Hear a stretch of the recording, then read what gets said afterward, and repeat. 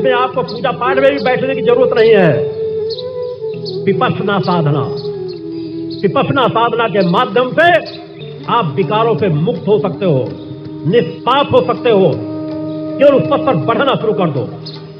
विपश्यना साधना, जिसके कुछ संकेत मैंने पहले भी दिए, ये बहुत व्यापक साधना, बहुत इसमें क्षमताएं हैं। विपश्यना साधना के माध्यम से व्यक्ति काम, क्रोध, लोभ, मोह पर विजय प्राप्त कर सकता है, विकारों से मुक्ति प्राप्त कर सकता है, पुरुषार्थी बन सकता है, परोपकारी बन सकता है। करना क्या है? केवल नित्य प्रति जिस तरह पूजन आराधना करते हो, सजग होकर के स्वयं के द्वारा स्वयं का अनुसंधान करना शुरू कर दो, स्वयं के द्वारा स्वयं का आंकलन करना शुरू कर दो। विपश्यना साधना तुम्हें धीरे धीरे करके अच्छे और बुरे की सोच पैदा करती चली जाएगी। अच्छा क्या है, बुरा क्या है, इसकी सामर्थ्य आपको देती चली जाएगी।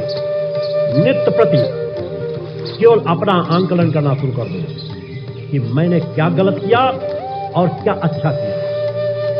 इतनी बुद्धि थोड़ी तो आपको दे रखी है परम सत्ता ने। शुरुआत करो, जहां पे जितनी बुद्धि दे रखी है वहां से शुरुआत कर लो। धीरे धीरे वो प्लस होती चली जाएगी। नित्य प्रति नित्य का आंकलन करो। हर घंटे सोचो, घंटे में सोचो, 4 घंटे में सोचो, 4 घंटे 5 घंटे में नहीं सोच पाते हो तो रात के सोने के समय सोच लो कि आज प्रातः से जब से मैंने जगा मैंने दिन भर क्या क्या कर्म किया। याद करते जाओ कि आपकी मेमोरी बढ़ेगी, याददाश्त बढ़ेगी कि मैंने क्या क्या कर्म किया। प्रारंभ से सुबह से उठने से समय से लेकर के रात्रि सोने तक का याद है, एक एक क्षण का याद, एक एक घंटे का याद करते चले जाओ। पहले एक एक घंटे में सोचो कि इतने बज के इतने मिनट घंटे पर मैंने क्या किया था। 10-12 चीजें मेन चीजें सोचो। फिर और गहराई में उतरो, फिर और गहराई में उतरते चले जाओ कि मैं कहाँ पे गया, किस दरवाजे से निकला, कहाँ पे गया, किससे मिला, उससे क्या बात है कि फिर कितना समय मैंने दिया। इस पे सोचते रहो। फिर धीरे धीरे इसके और गहराई में उतरो विचारों में कि मैंने क्या अच्छा किया और क्या बुरा किया, और अच्छे का क्या परिणाम मिला, बुरे का क्या परिणाम मिला, अच्छे का क्या परिणाम मिलेगा और बुरे का क्या परिणाम मिलेगा। इन बातों पे सोचना शुरू करो और फिर सोचो कि क्या यदि गलत ना करता तो मेरा काम न चल जाता। उस पर विचार करो। निर्णय कर पाओ या न कर पाओ, केवल सोचना शुरू कर दो। सोचने में बहुत बड़ी ताकत है। केवल सोचना शुरू कर दो। जिस तरह तुम रोज पूजा करते हो, आरती उतारते हो, पूरी निष्ठा विश्वास से छवि को अपनी शक्ति देवी देवता गुरु मान करके चलते हो कि साक्षात उपस्थित है, उसी तरह इस साधना को भी करो। मान करके चलो कि मैं विचार कर रहा हूं, परिणाम उसके 100% मिलेंगे। सब कुछ विचारों का खेल है। एक एक चीज का आंकलन करो। निस्बत आपने क्या किया, क्या सोचा, किसका हित किया, किसका नहीं किया, और साथ साथ सोचते जाओ आत्मा की अमरता, कर्म की प्रधानता। विपश्यना साधना में 2 बातें सोचना बहुत जरूरी है कि हमारे हर कर्म का फल हमको अब मिलेगा। अच्छे कर्म का अच्छा और बुरे कर्म का बुरा फल। फिर सोचो कि क्या मैं बुरे कर्मों की टोकरी इकट्ठा करना चाहता हूं, पोटली इकट्ठा करना चाहता हूं, या अच्छे कर्मों की। अच्छे कर्मों की पोटली मेरा कल्याण करेगी, मेरे बच्चों का कल्याण करेगी, मेरे परिवार, मेरे समाज का कल्याण करेगी, कि बुरी टोकरी जो मैं इकट्ठा करता जा रहा हूं, पोटली बांधता जा रहा हूं, वो कल्याण करेगी। छोटे छोटे बिंदु हैं। उठते, बैठते, सोते, जागते, हर अवस्था में सोचना प्रारंभ कर दो। नित्य प्रति धीरे धीरे करके उसको कम से कम समय में लेते चले जाओ। और नहीं कोई समय नहीं मिले तो रात में जब लेटो, नींद नहीं सोचते सोचते आ जाएगी कि मैंने क्या अच्छा कर्म किया, क्या गलत किया। वे सभी बिंदु पर सोचो। मैंने क्या भोजन किया, क्या करने योग्य था, क्या नहीं करने योग्य था, करने से मेरा हित हुआ, क्या करने मेरे शरीर की क्षति हुई, क्या मैं अपने लिए सगा हूं, क्या मेरे लिए अहितकारी भोजन मुझे शरीर के अंदर डालना चाहिए, जिसका अधिकार परम सत्ता ने मुझे दे रखा है कि मैं क्या खाऊं क्या ना खाऊं, क्या मैं अपने शरीर के साथ ईमानदारी से सहयोग कर रहा हूं। इन छोटी छोटी बातों में उतरते चले जाओ, छोटी छोटी बातों को सोचते चले जाओ। धीरे धीरे आप महसूस करोगे आपको हर अच्छे बुरे कर्म का परिणाम नजर आने लगेगा। हर अच्छा बुरा कर्म क्या अच्छा है क्या बुरा है, यह निर्णय लेने की शक्ति आपके अंदर आने लगेगी। आप क्या करो या ना करो, आपकी जो अंतरात्मा की आवाज, कई लोग कहते हैं ऐसा करने जा रहे थे, ऐसा लग रहा था कि ना करें, मगर हम कर बैठे, इसलिए कि आप लोगों ने पतन के क्रमिक क्रमों से अंतरात्मा की आवाज की इतना दबा दिया है कि अंतरात्मा की आवाज उठती है मगर उसको तुम सुन नहीं पाते हो। वही अंतरात्मा की आवाज मुखर होकर के आपको प्रेरित करने लगेगी। एक गलत बात मन के अंदर सोचते ही एक नहीं सैकड़ों संकेत मिलने लगते हैं। आपके शरीर के परम सत्ता ने रचना केवल हाड़ मांस का शरीर नहीं है, असंख्य कोशिकाएं, हर कोशिकाओं में असंख्यों प्रकार की दिव्यताएं भरी हुई हैं। एक साथ आपकी सोच, मन, मस्तिष्क, अंग, कौन अंग फड़कने का क्या प्रभाव, किसका क्या प्रभाव, हर शरीर के रोए रोए।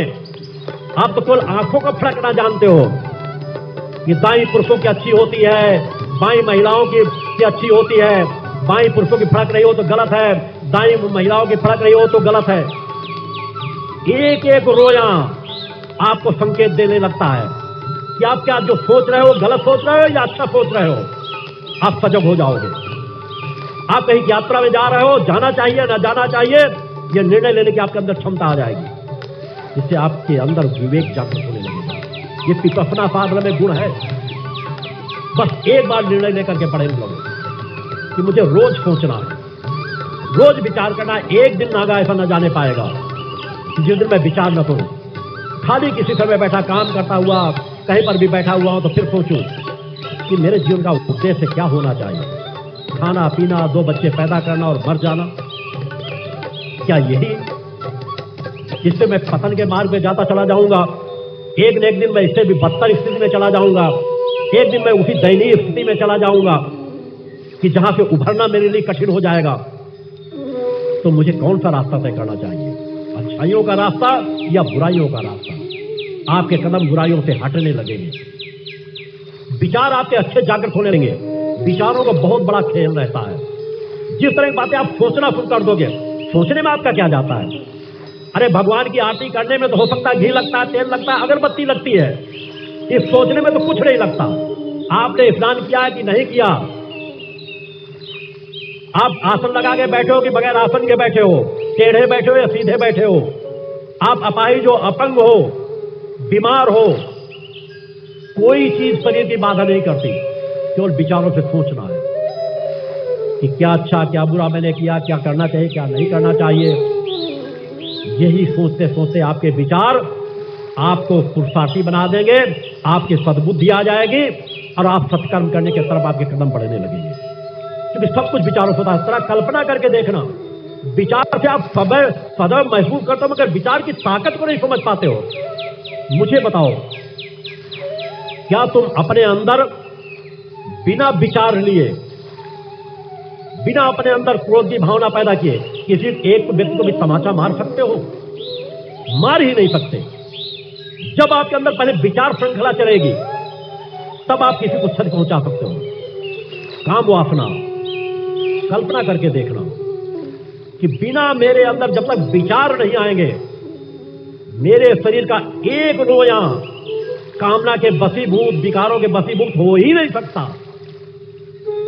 जब तुम्हारा शरीर इन विचारों से इतना प्रभावित हो जाता है, क्रोध आते हो, क्रोध के विचारों से शरीर एकदम से भर जाता है। किसी पर दया कि ठीक है कुछ मेहनत करना है, परिश्रम करना है, कुछ धन कमा लेना है, कुछ बच्चों की सेवा कर लेना है, परिवार की सेवा कर लेना है, कुछ समाज सेवा में लगा देना है, यह शरीर के लिए हम बाहर कर रहे हैं। और ये झूठ सत्य है। जिस तरह हमें जीवन मिला उसी सत्य है कि इसके लिए बुक विलास चलो। एक ऐसे विजेता दूसरों पर विजय प्राप्त कर लेना विजेता नहीं कहलाता। असली विजेता महावीर वह कहलाता है जो अपने स्वयं पर विजय प्राप्त कर ले, अपने विकारों पर विजय प्राप्त कर ले, अपने रजोगुण पर विजय प्राप्त कर ले, अपने तमोगुण पर विजय प्राप्त कर ले, अपने सतोगुण की ताकत को अपने अंदर समाहित कर ले। जिनको तीनों गुणों को नष्ट नहीं किया जा सकता, न रजोगुण को न तमोगुण को, मगर इनको अधीन किया जा सकता है। इनका उपयोग कैसे करना है, यह मेरा अधिकार है, यह मेरे अधीन है। मैं इनके अधीन नहीं हूं। मैं एक आत्मा हूं, मेरे अंदर सद्बुद्धि है। सद्बुद्धि मेरी हर बात का निर्णय करेगी कि मुझे कितना क्रोध करना है, कितना क्रोध नहीं करना। यह क्षमता आपके अंदर आ जाएगी। कंट्रोल करने की क्षमता, वह ऊर्जा आपके उन्हीं क्षेत्रों में लगेगी। हमें काम, क्रोध, इनका सबका उपयोग करना है। हमारी काम की वासना कैसी होनी चाहिए?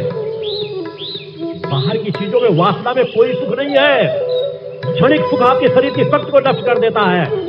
वासना जगाना है तो अंतर की ओर जगाओ। अपनी कुंडली चेतना को ऊर्ध्वगामी करो, प्राणवायु को ऊर्ध्वगामी करो। एक स्पर्श उसका, एक बार अगर उसका स्पर्श करने का आनंद, जिस समय शरीर शांत हो जाए, शून्य हो जाए, विचार शून्य करने में सफल हो गए, मन एक बार सातों चक्रों पे स्पंदन करने लग गई आपकी प्राणवायु, दुनिया का हर वासना का सुख वैभव पैर पे ठोकर मार देने के बराबर होगा। एक स्पर्श मात्र।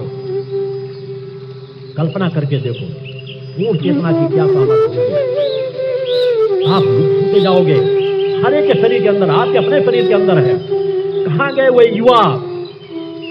हाउ द जोश कहने पे काम नहीं चलेगा।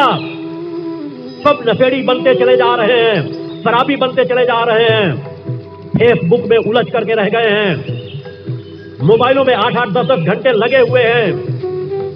क्या पा रहे हो? कल्पना करके देखना कि तुम मौत की दिशा में जा रहे हो या जीवन पा रहे हो। तुमने जो माता पिता के जो संस्कार मिले उन्हें भी नष्ट करने की दिशा में जा रहे हो। तुम अपने बच्चों को क्या दोगे? बच्चे तुम्हारे क्या बनेंगे? तुम्हारे अंदर कभी नहीं तुम्हारा पौरुष जागता। इस भारत भूमि के युवा हो, इस भारत भूमि के नर और नारी हो, जहां त्यागियों, बलिदानियों, ऋषियों, मुनियों की एक लंबी परंपरा है। उनके पास भी तुम्हारे जैसा ही शरीर था। उन्होंने अपना अनुसंधान किया, अपने आप को जगाया और लाखों लाखों, करोड़ों करोड़ों का जीवन बदल दिया, और तुम अपना जीवन नहीं बदल पा रहे। धिक्कार है तुम्हारे जीवन पर, धिक्कार है तुम्हारे मां के उस दूध पर। तुम अपने मां के दूध को ले जाते हो जब तुम पतन के मार्ग में जाते हो, जब तुम कोई नशा करते हो, जब तुम कोई एक विकार का कर्म करते हो। तुम कैसे संताने हो? अपने माता पिता के दूध की भी लाज नहीं रखते हो? जब अपने माता पिता जिनका शरीर पे तुम्हारे रगों में खून दौड़ रहा है, जो तुम्हें सहते हैं, पालते हैं, जब तुम लुढ़कना नहीं जानते, तब तुम्हारे वो माता पिता तुम्हारी सेवा करते हैं, तुम्हारे वस्त्र बदलते हैं, और तुम विकारों में इतना भटक जाते हो। किसी वासना का लगाव तो हुआ नहीं, माता पिता को छोड़ दिए, बाहर भाग गए, कोर्ट मैरिज कर लिया। धिक्कार है तुम्हारे पौरुष पर, धिक्कार है तुम्हारी ऐसी सोच पर। एक क्षणिक सुख, एक क्षणिक वासना, एक क्षणिक विकार तुम्हें माता पिता के मोह से अलग कर देता है। माता पिता ने इतना प्रेम इसने तुम्हें दिया, अपना खून से तुम्हें सींचा, अपना दूध पिलाकर तुम्हें पाला पोसा, सब कुछ भूल जाते हो। तुम वास्तव में किसी से प्रेम नहीं करते, तुम सिर्फ और सिर्फ भिखारी हो। ऐसे लोग, सच्चा प्रेम क्या होता है उसे तुमने समझा ही नहीं। सच्चे प्रेम को समझते तो एक नहीं, हजारों प्रेमी प्रेमिकाएं अपने प्रेमी प्रेमिकाओं को त्याग देते, माता पिता के प्रेमी प्रेम को श्रेष्ठ समझते। जब तुम अपने माता पिता के प्रेम स्नेह को भी श्रेष्ठ नहीं समझ पा रहे, तुम परम सत्ता के प्रेम स्नेह को क्या समझोगे?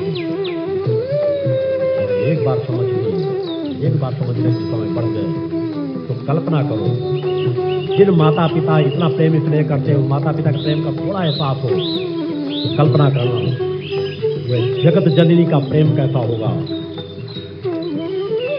उसका स्नेह कैसा होगा। उसकी शरण में एक बार आकर के तो देखो। मैंने देखा है, मैंने समझा है कि अगर उसका प्रेम स्नेह का जो स्पर्श है, एक नहीं हजारों जन्म अगर ओढ़ियों का जीवन जीना पड़े, हजारों जन्म अगर बलिदान देना पड़ जाए, तो हम उस प्रेम स्नेह की एक भी क्षण की कीमत नहीं अदा कर सकते।